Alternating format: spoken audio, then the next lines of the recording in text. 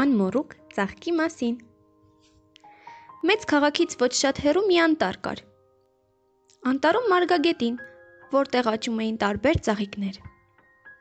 Լավ եղանակին, երբ արևը քնքշորեն տաքացնում էր, դեպի մարգագետին էին թռչում թիթեռնիկները,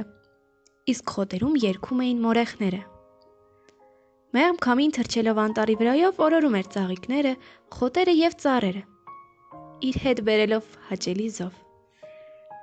Այս մարգագետնի ծաղիկները կարողանում էին խոսել։ Այդ պատճառով միմյանց պատմում էին անտառի նորությունները։ Բացի այդ, նրանք ցողի կաթիլներով գնդակ էին խաղում։ Նրանց համար կյանքը մարգագետնում ուրախ էր և հետաքրքիր։ Մի անգամ առավոտյան մարգագետնում հայտնվեց նոր ծաղիկ։ Բարակ ցողունով, փոքրիկ տերևով և շատ փոքրիկ դեռևս չբացված կոկոնով։ Դու նման ես սովորական խոտի, ասացին կակաչի մեծ և գեղեցիկ ծաղիկները։ Չէ՞ որ դու այնքան կանաչ ես։ Ոչ, պատասխանեց նոր ծաղիկը։ Ես անմոռուկն եմ։ Դու ինչ ծաղիկ ես, եթե քո կոկոնը դեռ չի բացվել, ասացին երիցուկները։ Այս մարգագետնում մենք չգիտենք անմոռուկ անունով ծաղիկներ։ Չկա այդպիսի անունով ծաղիկ, դու մեզ նման չես, մենք չենք ուզում քեզ հետ ընկերություն անել, ասացին մարգագետնի բոլոր ծաղիկները։ Փոքրիկ բարակ կանաչ անմոռուկը նայեց իրեն և ասաց. Այո, ես բոլորովին կանաչ եմ, իմ կոկոնը դեռ չի բացվել և ոչ ոք չի ուզում ինձ հետ խոսել, ուր մնաց խաղալ։ Այս մտքից նա իրեն միայնակ և բոլորովին լքված զգաց։ Նա այնպես տխրեց, որ սկսեց թոռոմել։ Առանց այդ էլ բարակ ցողունն ավելի բարակեց։ Թերթիկները խոնարհվեցին և դեռևս չբողբոջած կոկոնը թեքվեց գետնին։ Անմոռուկը բոլորովին թոռոմել էր, երբ հանկարծ սկսեց անձրև գալ, որը նրան ջրեց իր փրկարար խոնավությամբ։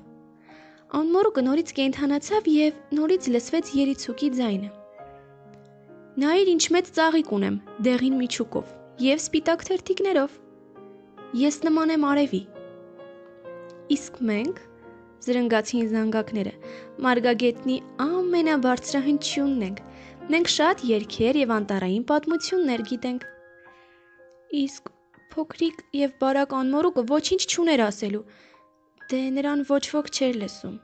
չէ՞ որ նման չէր ծաղկի։ Հարկավոր է, որ ես ուժերս հավաքեմ, որպեսզի իմ կոկոնը բացվի և նրանք տեսնեն, որ ես նույնպես ծաղիկ եմ, մտածեց անմոռուկը։ Հանկարծ մարգագետին եկան մարդիկ։ Անմոռուկը վախեցավ, որ իրեն կտրորեն, չէ՞ որ նա այնպես փոքր և բարակ էր, ինչպես խոտը։